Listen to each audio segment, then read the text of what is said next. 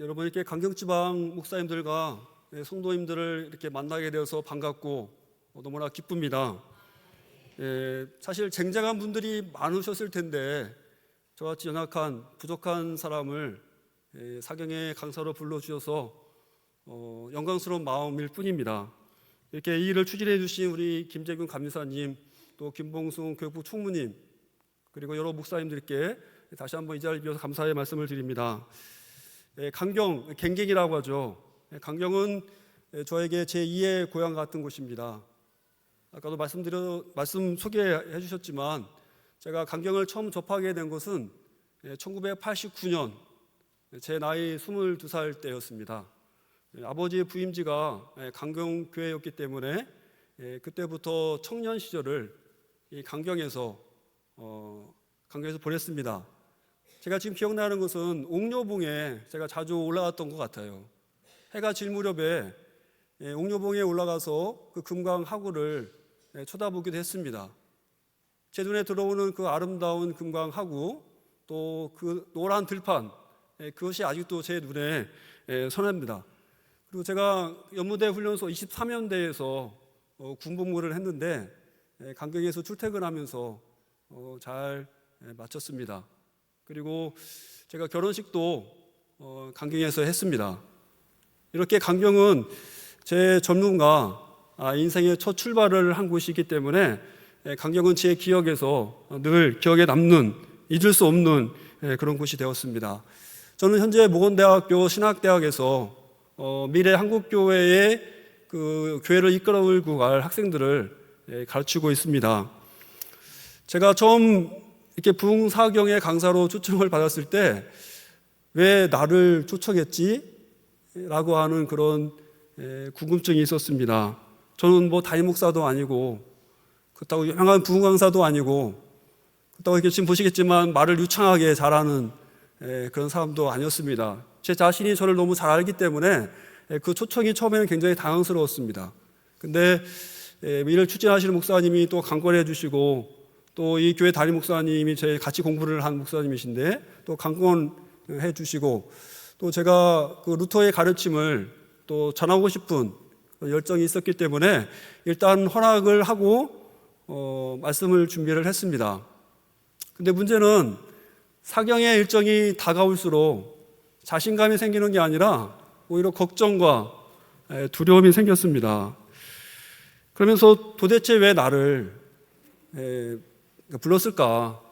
이런 이 해답을 결국 찾지 못하고 이 자리에 섰습니다. 그런데 오늘 이렇게 교회에 와보니까 이 강경지방 성도님들께서 찬양하는 그 열정, 은혜를 사모하는 열정을 보고 나서는 제 마음이 바뀌었습니다. 오히려 저에게 은혜를 주시려고 또 제가 신학생들을 키우니까 제가 은혜 받고 도전 받으라고 부르신 게 아닌가라는 생각을 제가 해보게 됐습니다.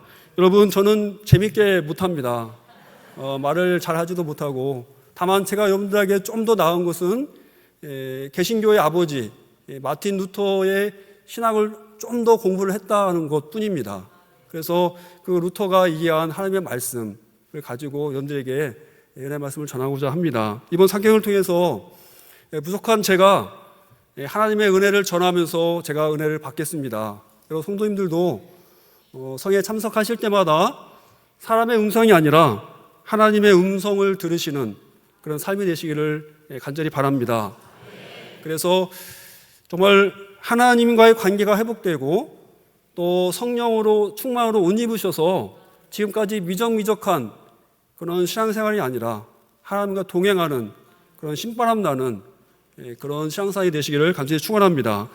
한번 저를 따라서 해보시기 바랍니다. 하나님의 율법은 완전하여 영혼을 소성시키며 하나님의 증거는 확실하여 우둔한 자를 지혜롭게 하며 하나님의 교훈은 정직하여 마음을 기쁘게 하며 하나님의 계명은 순결하여 눈을 밝게 하느니라. 시편 19편 7절부터 8절까지 말씀입니다. 이 시간 이 성회 때 하나님의 말씀의 충만함이 여러분들에게 임하시길 간절히 축원합니다. 다들 들으셨겠지만 한국교회가 위기다 라고들 많이들 말합니다. 교인들의 그 수가 줄어서 걱정입니다.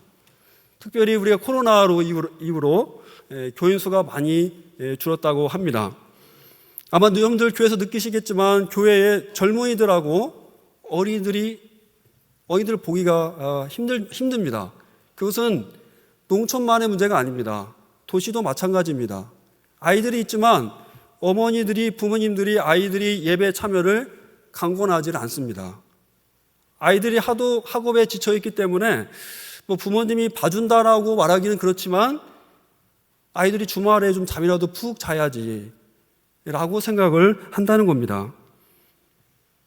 아무튼 도시든 농촌이든 이러저러한 이유로 중고등부 예배, 또 청년부 예배, 주일학교 예배가 드려지지 않는 교회들이 꽤 있습니다.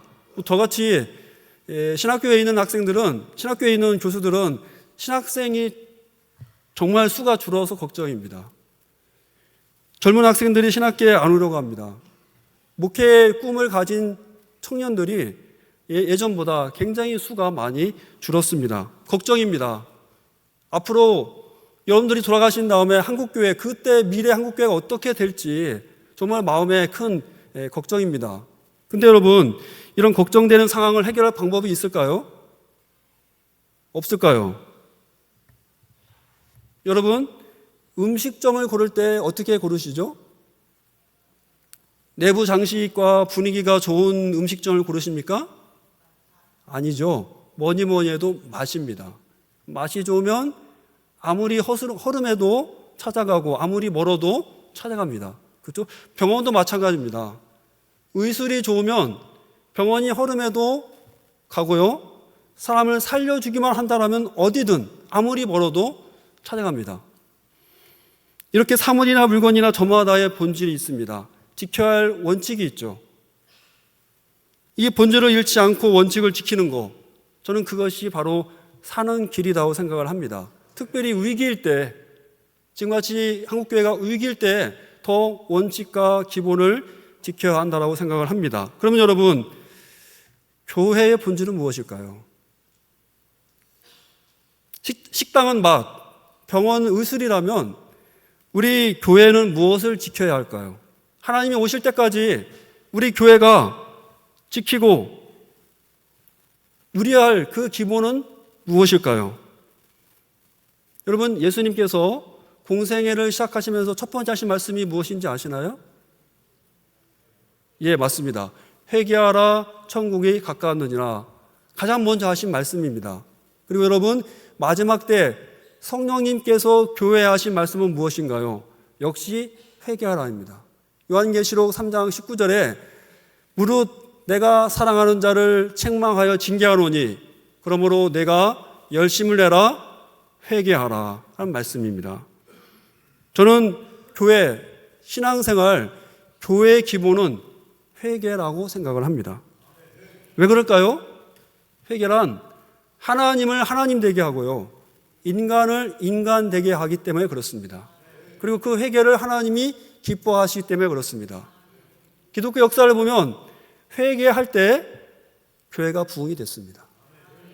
기독교의 모든 부흥 운동은 회개 운동으로 시작했고요, 그 특성은 회개였습니다. 18세기 미국에서 대부흥 운동을 일으킨 요나단 에드워즈가 일으킨 대부흥 운동, 흔히 대각성 운동이라고 하는데, 이 대각성 운동의 그 특징도 회개 운동이었고요, 우리나라의 1903년도 원산 대부흥 운동, 그리고 1907년 평양 대부흥 운동도 바로 회개 운동으로 시작된 것입니다. 저는 바라옵기는 이런 회개를 통한 부흥이 한국교회에 저는 다시 한번 일어나기를 간절히 소망하고 있습니다. 또한 저는 이번 강경지방 부흥 사경회를 통해서 각 교회마다 회개 운동이 일어나서 교회가 회복되고 부흥되기를 간절히 바랍니다. 그래서 저는 이번 부흥 사경회의 주제를 회개로 삼았습니다. 한번 저를 따라서 해보시겠습니까? 하나님이여, 나를 불쌍히 여기소서. 하나님이여, 한국교회를 불쌍히 여기소서. 예, 이런 회개의 본질을 보여주는 말씀이 있습니다. 바로 오늘 읽은 시편 51편 말씀입니다. 시편 51편은 다윗이 회개한 기도예요. 흔히들 참의 시편이라고 합니다. 근데 이 시편 안에는 회개뿐만 아니라 죄의 용서, 그리고 은혜, 칭의, 성화, 기독교에서 말하는 모든 가르침이 이 시편 51편 안에 기록되어 있습니다. 그래서 저는 이번 부흥사경에 4번의 설교를 이 51편을 나누어서 말씀을 같이 은혜를 나누고자 합니다. 특별히 루터가 이 51편을 그 비텐베르크 대학교에서 강해를 했습니다. 그래서 루터가 강해한 그 시편 51편 강해를 중심으로 해서, 물론 다른 분들, 유명한 목사님들 설교도 있고 같이 참조해서 같이 은혜를 나누고자 합니다. 시편 51편의 그 배경이 되는 사건은 여러분들 잘 아시는 다윗의 죄악입니다. 다윗이 자신의 충직한 부하 우리아의 아내를 간음하면서 시작된 사건이 시편 51편에 기록된 회개 기도의 출발입니다. 다윗이 왕이 되었을 때 하나님께서 이스라엘 나라를 튼튼하게 하셨고 참전하는 전쟁마다 다 승리하게 하셨어요. 그래서 하나님께서 이스라엘에게 약속하신 가나안 땅을 전부 차지할 수 있었습니다. 영토는 넓어졌고 싸워야 할 적은 줄어들었기 때문에 이스라엘 나라는 굉장히 안정기에 접어들게 됩니다. 그래서 다윗도 집조 왕이 전쟁터에 나가서 싸울 필요가 없게 되었습니다. 그렇게 한가롭게 지내던 어느 날 이 다윗이 궁전 옥상에 올라가서 자기가 이룬 결과에 만족하면서 예루살렘 도시를 쭉 내려다 보았습니다. 그러다가 한 여인이 목욕하는 그런 장면을 보게 되죠. 그 여인의 마음에 빼앗겨 그 여인이 누구냐 알아보았더니 바로 자기의 충성스러운 부하 우리아의 아내 밧세바였던 것입니다. 다윗은 여기서 멈춰서야 했었습니다. 그러나 불길처럼 타오르는 그 욕정을 이기지 못해서 그 여인을 자기 침실로 불러들여서 그녀와 동침하고 맙니다. 그리고 나서 얼마 후에 이 밧세바가 임신했다는 그런 소식을 듣게 됩니다. 다윗은 이에 머리를 굴립니다. 자기가 한 일을 감추기 위해서 우리아를 전쟁터에서 불러들입니다. 휴가로 불러서 동침하게 하면 이 아이의 아버지가 내가 아니라 우리아의 아이로 만들 그런 심산이었습니다. 그런데 다윗의 계략이 통하지 않았습니다. 이 우리아는 다윗의 충직한 부하이면서도 부하들에게는 정말 좋은 훌륭한 존경받는 장군이었어요. 내 부하들이 저렇게 아직도 전쟁터에서 고생하고 있는데 내가 어떻게 아내와 같이 쉬면서 편하게 잘 수 있겠느냐 하면서 집에 들어가기를 거부합니다. 다윗의 속셈이 통하지 않았습니다. 그럼 여기서 다윗은 멈춰서야 했습니다. 우리아에게 용서를 빌었어야 했습니다. 그런데 다윗은 여기서 멈추지를 않았어요. 자기 뜻대로 일이 풀리지 않자 이제는 아예 우리아를 없앨 계획을 세웁니다. 총장은 유압에게 편지를 써서 이 우리아를 전쟁터의 맨 앞에 세워라 이렇게 편지를 보냅니다. 이게 뭡니까? 죽일 속셈이죠. 자기의 잘못을 덮기 위해서 아무 잘못 없는 충신을 죽이려고 했던 것이 바로 다윗이었습니다. 결국 그의 뜻대로 우리아가 죽습니다. 그러자 다윗은 자기의 모든 허물을 덮었다 생각을 했습니다. 둘 사이의 관계를 더 이상 문제 삼을 것이 없다 생각하고 밧세바를 자신의 부인으로 삼습니다. 여러분, 다윗의 이런 모습은 이 장면 외에 성경 어디에도 찾아볼 수 없습니다. 다윗은 어떤 사람으로 알려져 있습니까? 다윗은 성령 충만한 사람이었어요. 다윗은 경건한 사람이었고, 그리고 죄에 민감했던 그런 정말 모든 사람에게 칭송을 받았던 그런 사람이 바로 다윗이었습니다. 특별히 다윗은 하나님 마음에 합한 사람, 성경에서 유일하게 하나님 마음에 합한 사람이라는 명칭을 갖고 있는 사람이 바로 다윗이었습니다. 근데 여러분, 어떻게 이렇게 신실한 다윗이 단번에 한순간에 이렇게 뻔뻔한 사람이 되었을 수 있을까요? 살인죄를 저지르고 간음죄를 저지른 사람이 아무 잘못도 안 한 것처럼 어떻게 사는 그 당당함을 우리가 어떻게 이해할 수 있을까요? 도대체 왜 다윗이 이랬을까? 그것은 여러분, 죄의 속성과 관련이 있습니다. 우리가 죄가 어떤 특징을 갖고 있는지 잘 알아야 합니다. 죄는 달콤합니다. 죄는 매력적입니다. 그래서 우리도 모르게 빠지게 만듭니다. 잘못을 해도 의식하지 못하게 만들고요. 의식을 해요. 잘못이라는 의식을 해도 괜찮겠지. 이 정도면 괜찮겠지. 라고 생각해서 계속 죄에 빠지게 하는 것이 바로 죄의 속성입니다. 죄를 지어도 죄를 죄로 깨닫지를 못합니다. 죄를 지은 뒤에는 어때요? 죄를 지은 것에 대한 변명을 하고 합리화를 하고 핑계거리를 찾습니다.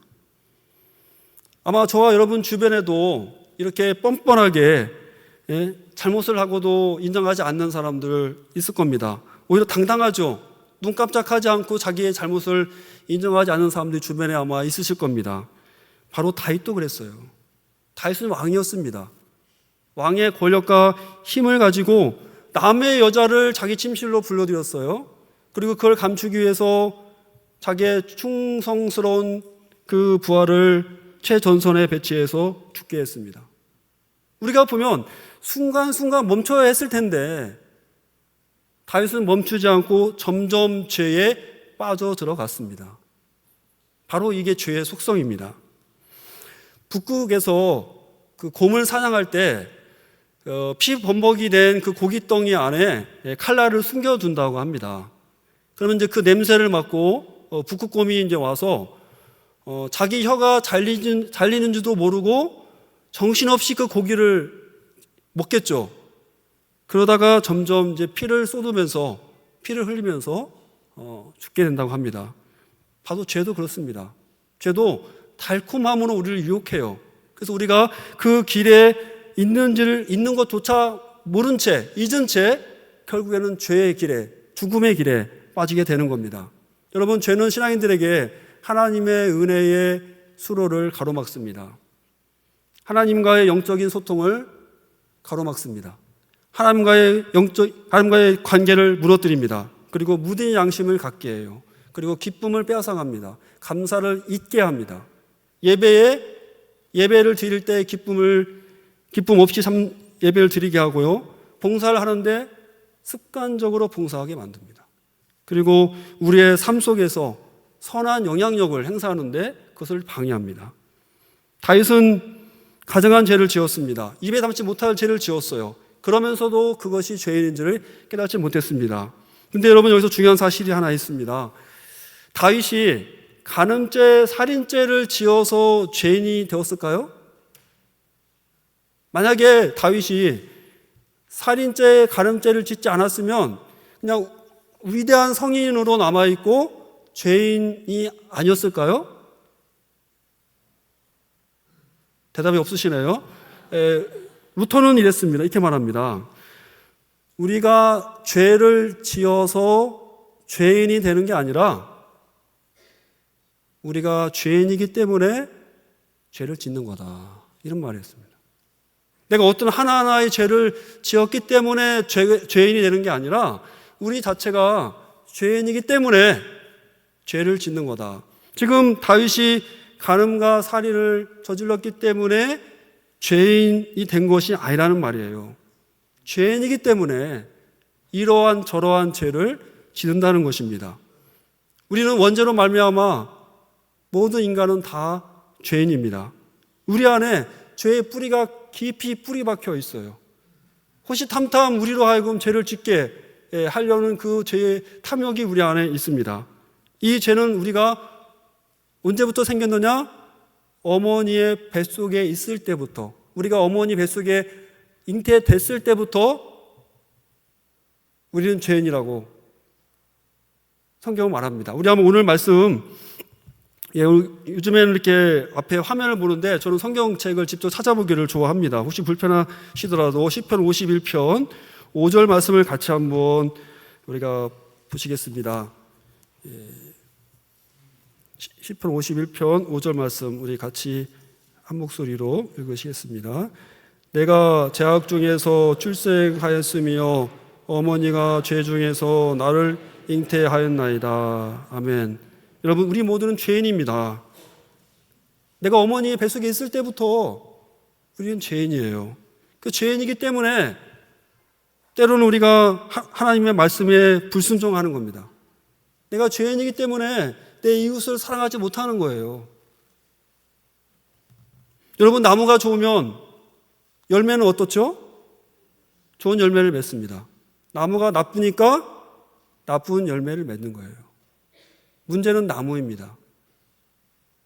바로 우리가 죄인이기 때문에 죄를 짓는 것이다 라는 사실을 우리가 꼭 기억해야 됩니다.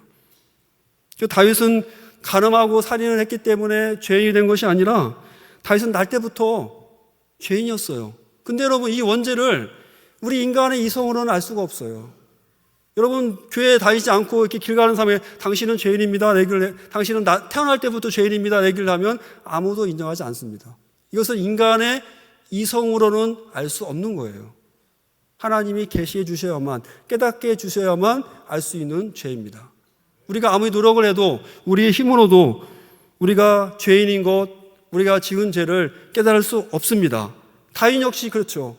원죄는 고사하고 간음죄, 살인죄를 짓고도 죄인인 줄 모르며 살았습니다.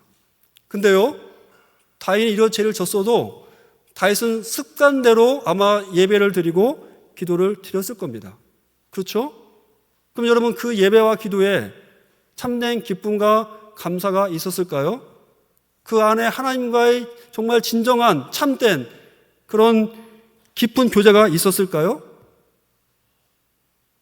있었을 수도 있습니다. 그러나 그것은 형식적인 것에 불과했을 거예요.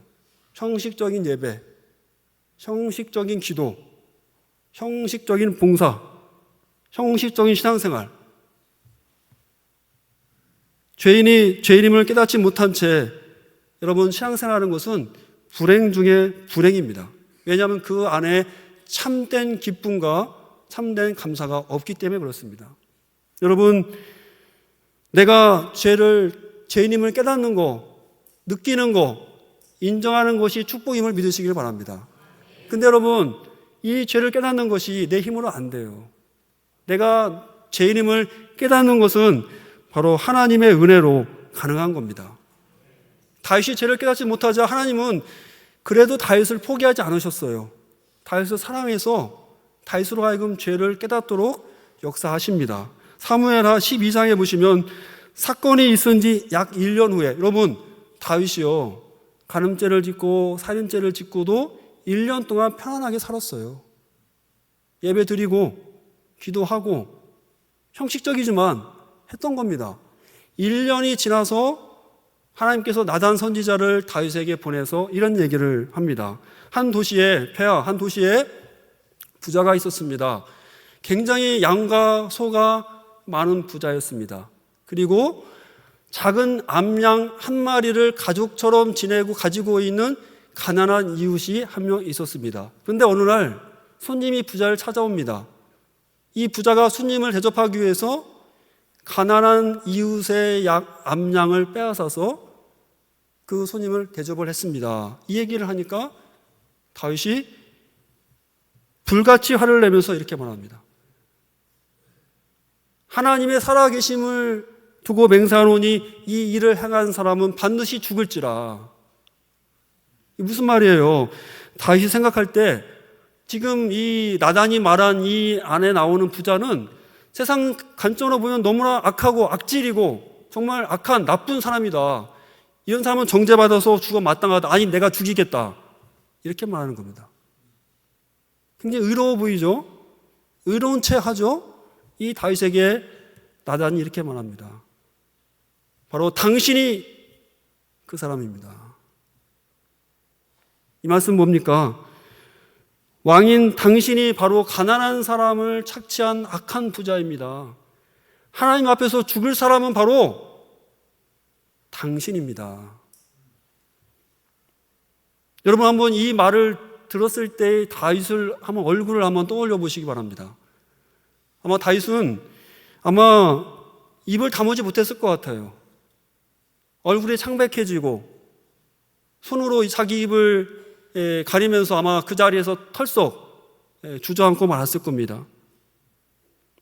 다윗은 그제서야 하나님의 말씀을 통해서 그의 심령에 말씀을 해 주시고서야 사무엘하 12장 13절에 보면 나는 여호와께 범죄했노라 이렇게 죄를 고백하면서 가슴을 치면서 통회합니다. 그리고 그렇게 죄가 드러났을 때 간절히 기도한 그 기도가 바로 우리가 오늘 읽은 또 앞으로 4일 동안 우리가 볼 시편 51편 말씀입니다.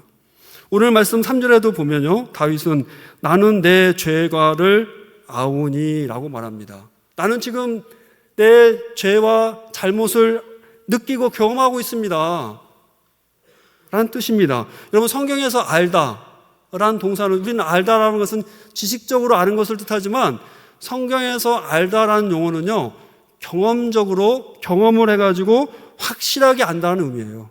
그냥 내가 이 사람 알아 대충 지식적으로 아는 게 아니라 경험을 통해서 확실하게 알 때 안다는 말을 씁니다. 지금 다윗은요 과거에는 몰랐어. 1년 동안 그냥 즐겁게 살았는데 하나님의 말씀을 듣고 보니까 하나님 앞에서 자신이 얼마나 큰 죄인인지 정말 정죄받아서 죽어 마땅한 자라는 것을 이 지금 다윗이 깨닫고 있고 느끼고 있고 확실히 경험하고 있다는 것을 다윗이 말하고 있는 겁니다.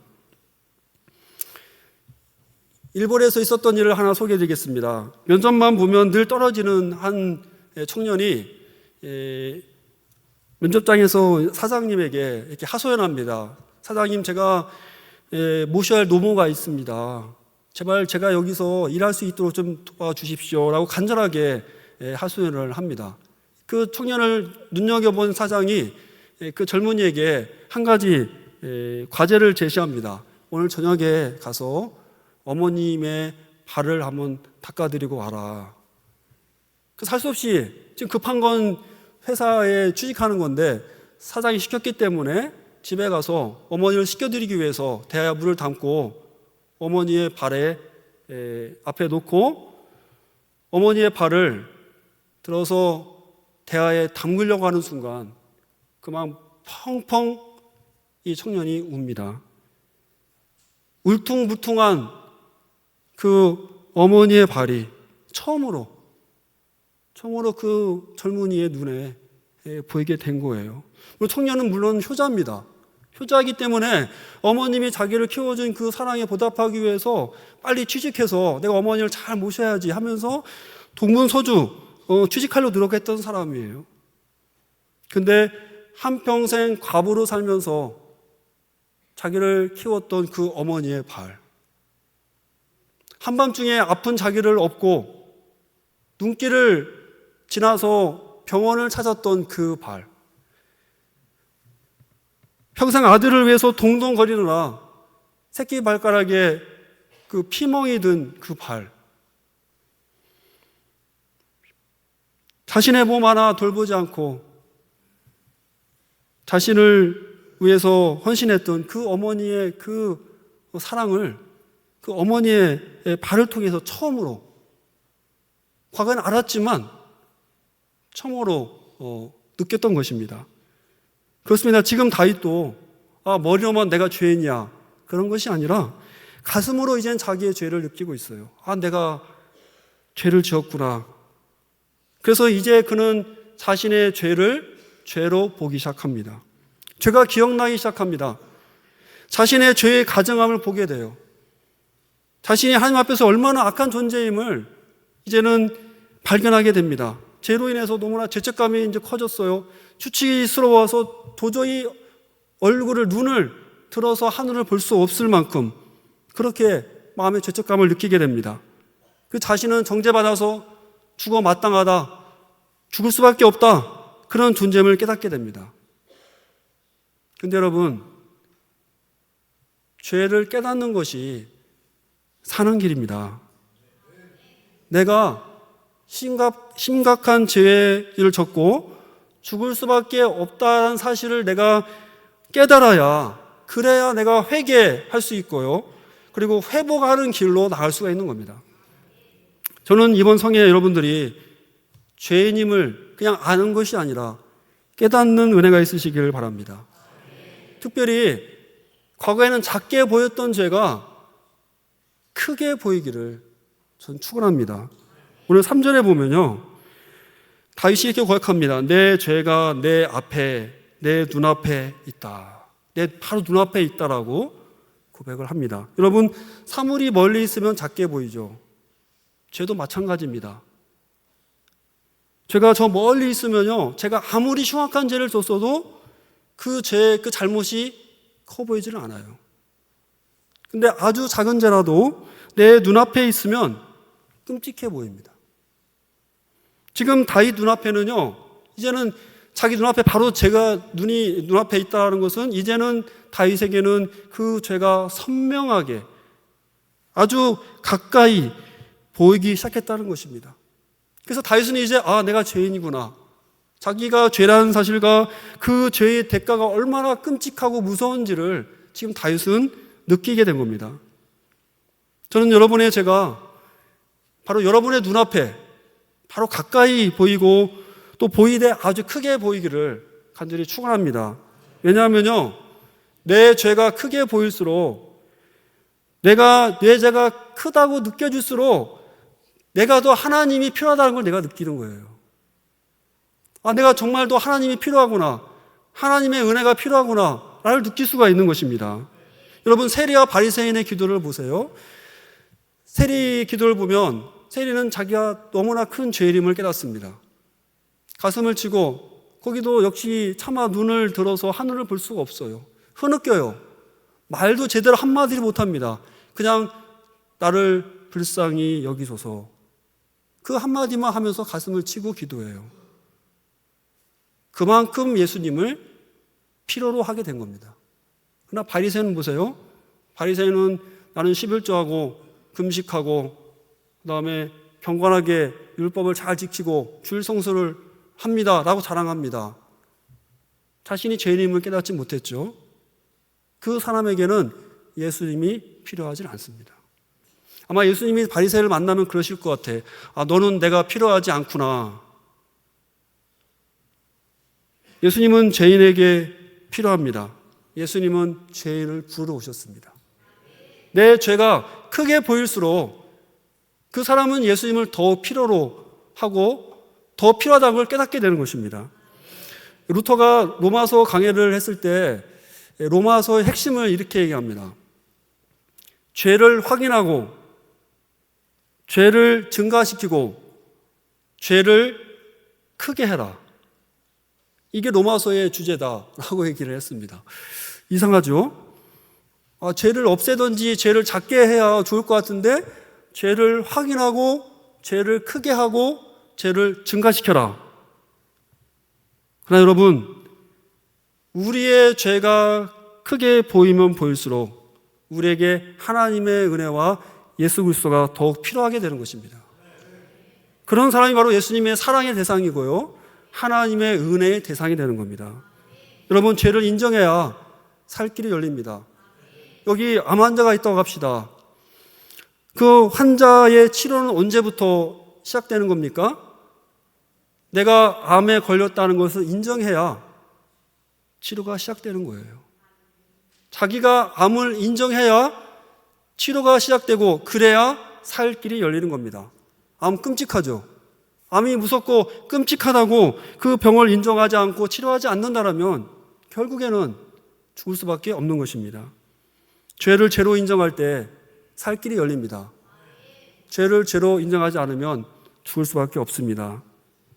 우리 죄와 우리 자신의 죄임을 깨닫는 것은 어렵습니다. 근데 더 어려운 게 있어요. 그게 뭐냐면 남의 허물은 잘 보이는데 내 죄는, 내 허물은 잘 보이지 않는다는 거죠. 죄의 속성이 그렇습니다. 남의 죄는 커 보여요. 나의 죄는 작게 보인다는 겁니다. 그게 죄의 속성이고요. 인간의 속성이에요.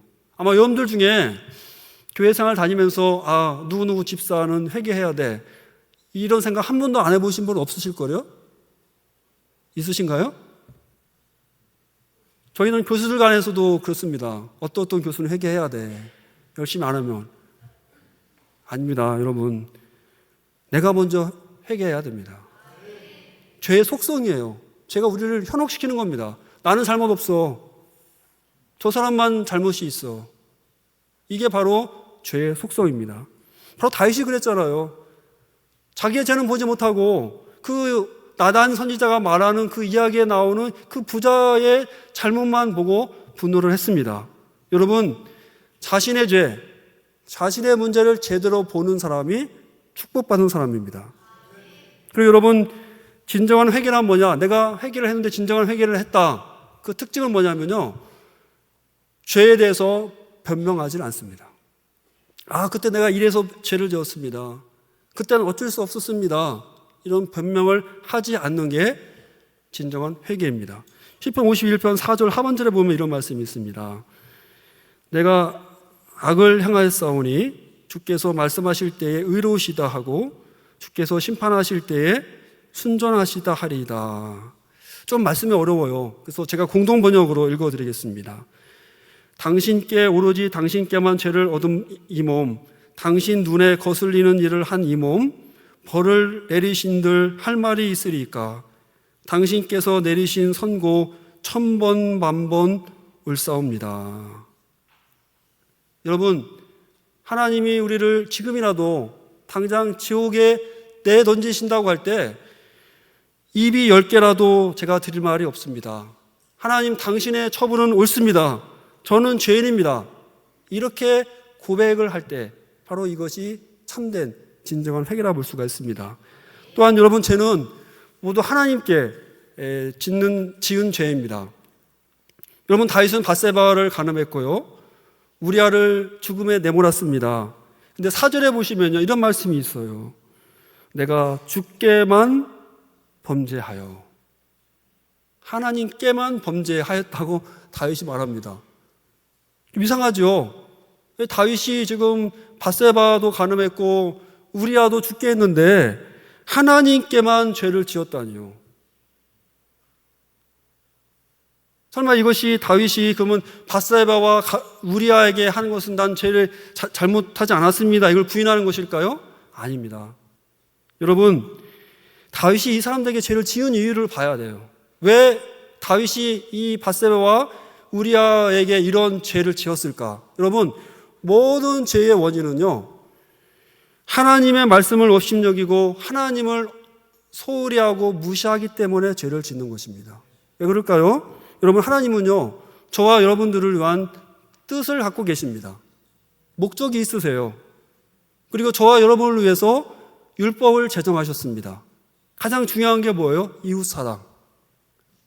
이웃을 내 것처럼 소중히 여기고 사랑하는 것입니다. 죄를 짓는 것은 뭐냐면 하나님께서 우리를 향한 뜻을 우리가 거스리고 거역하는 겁니다. 우리가 죄를 짓는 것은 하나님을 업신여기는 것이고 하나님의 말씀을 업신여기는 것입니다. 우리가 죄를 지을 때마다 하나님의 법을 어기는 거예요. 그리고 또 하나는 우리가 죄를 지을 때마다 마치 하나님이 계시지 않는 것처럼 생각하고 행하는 것입니다.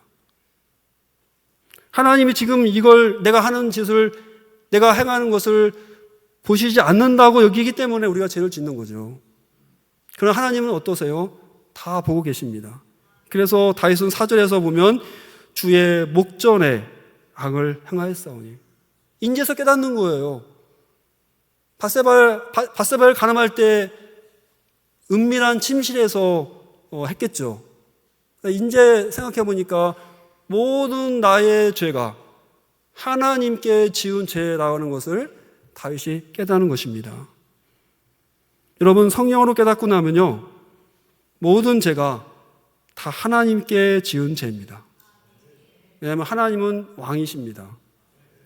하나님은 주권자이셔요. 우리가 이것을 거스리고 죄를 지었기 때문에 사실 우리의 모든 죄는 하나님께 지은 죄이고 하나님께 반역한 죄입니다.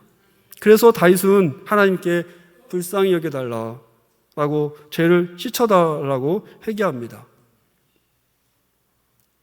지금까지 말씀을 들으시면서 그래도 나는 교회에서 오래 신앙생활을 했고 교회에서 장로, 권사, 집사 직분도 갖고 있고 봉사도 오래 했는데 난 더 이상 회개할 것이 없다, 이렇게 생각하시는 분들이 여기 한 30명 있으실 것 같아요.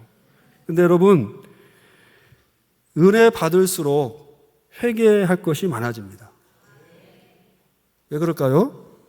은혜를 받으면요, 죄에 대해서 더 민감해져요. 그게 은혜 받은 사람의 특징입니다. 죄를 짓지 않았다라고 얘기하는 게 아니라 죄에 대해서 더 민감해지는 게 은혜의 특징입니다. 여러분, 더러운 손인데, 손이 더러운데 깜깜하면 더러운 줄을 모르죠. 빛에 나가면 내 손이 더러운 줄을 압니다. 우리가 은혜를 받을수록 바로 죄를 더 잘, 나의 죄를 더 잘 보게 되는 것입니다. 여러분, 이전에는 죄가 아니었어요. 근데 은혜 받고 나니까 이게 죄, 이게 바로 은혜 받은 자의 특징입니다. 과거에 이전에 보이지 않았던 죄가 지금 나에게 죄로 보인다? 이게 바로 은혜입니다. 그리고 과거에는 이 죄가 별로 작은 죄처럼 보였어요. 근데 지금은 이 죄가 큰 죄로 보인다? 이게 바로 은혜 받은 증거입니다. 왜 그럴까요, 여러분?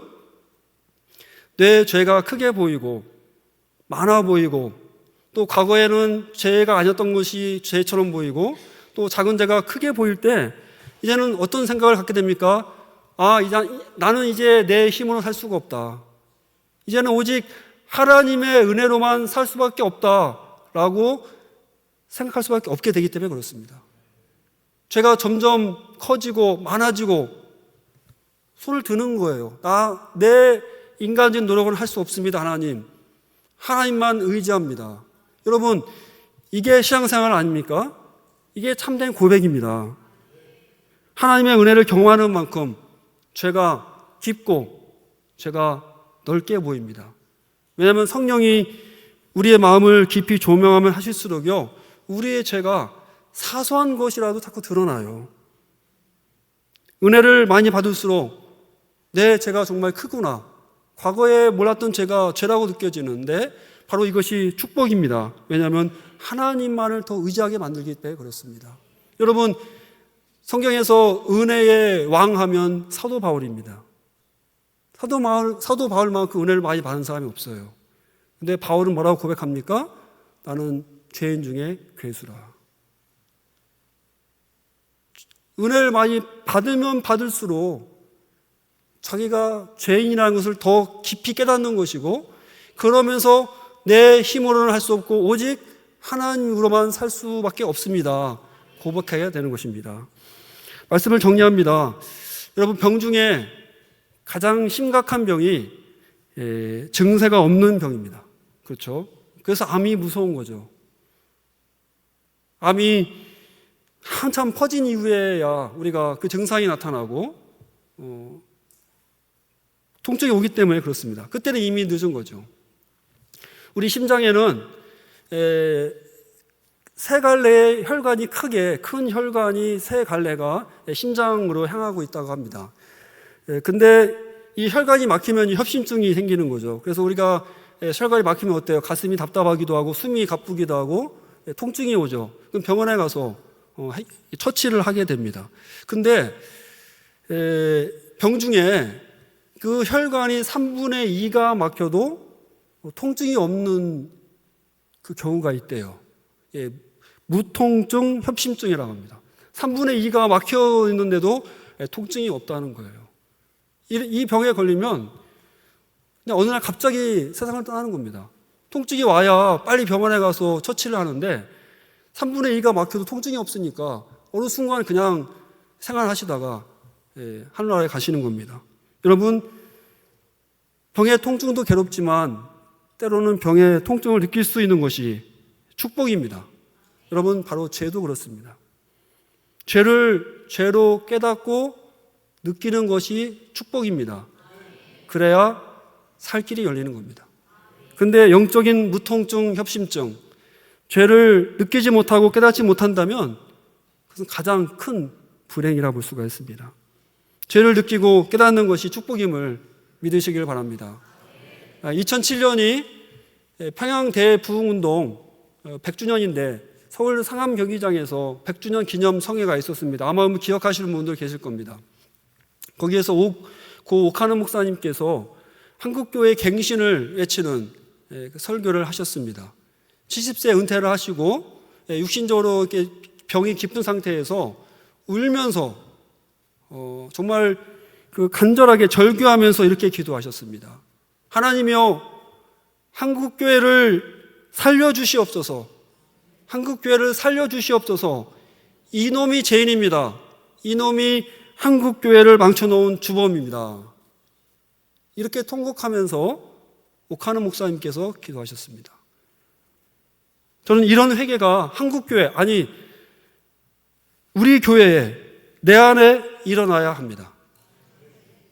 하나님 앞에서 내가 죄인임을 깨닫고 눈물로 회개를 해야 됩니다. 여러분, 한국교회의 진정한 문제, 교인 수가 줄어도 물론 그게 문제지만 진정한 문제는 죄의 문제와 씨름하지 않는다는 것입니다. 죄의 가르침을 소홀히 하는 것에 있습니다. 교회의 외적인 것, 환경적인 것에 문제가 있는 것이 아니라 바로 교회의 영적인 것에 교회의 진정한 문제가 있다고 볼 수가 있습니다. 성경은 말합니다. 인간의 모든 문제는 죄의 문제라고. 한국교회의 회복과 부흥, 또 저와 여러분, 또 강경의 지역 교회들과 또 여러분 영혼들의 회복과 부흥을 원하십니까? 다윗을 본받으시길 바랍니다. 다윗처럼 죄를 깨닫고 하나님이여 내게 은혜를 베푸소서라고 간절히 눈물로 회개하시기 바랍니다. 그리고 은혜의 하나님 앞에 나아가 그 하나님의 자비하심, 하나님의 사랑하심에 여러분들의 죄를 놓으시기를 바랍니다. 이 시간 찬송을 좀 부르겠습니다. 부르고 잠깐 기도하겠습니다. 간단한 찬송입니다. 저도 찬송을 잘 못해서 연습을 많이 했는데 안 되더라고요. 그래서 같이 우리 찬송 부르시는 분 같이 하면서 우리가 정말 간절한 마음으로 하나님, 이 시간도 저에게 죄를 깨닫게 해달라고, 과거에 죄로 깨닫지 못했던 그 죄를 깨닫게 해달라고 기도하시고, 또 정말 이 한국교회를 위해서 한국교회를 살게 해달라고 여러분들이 간절한 마음으로 같이 찬양하시겠습니다.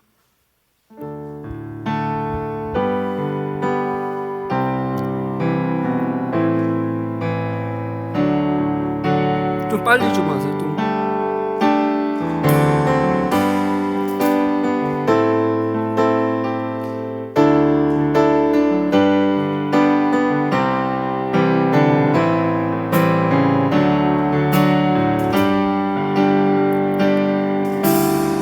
찬송 인도 좀 해주셔야 할 것 같아요. 찬양 인도를 같이. 우리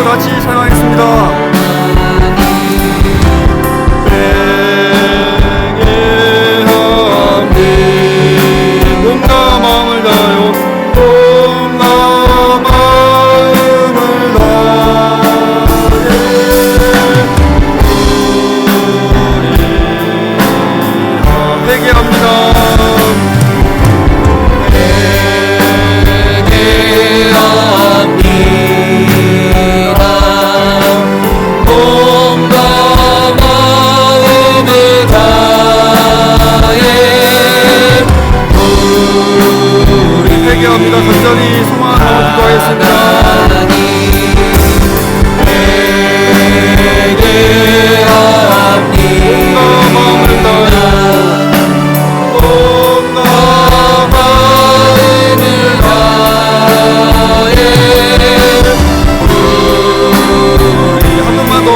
회개합니다.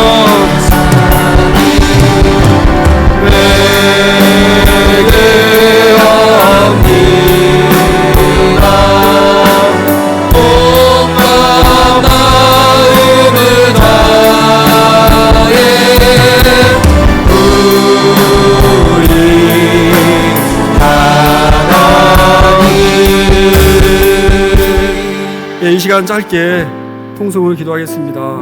하나님께서 지금 이 시간 여러분에게 말씀하십니다. 바로 내가 그 사람이다.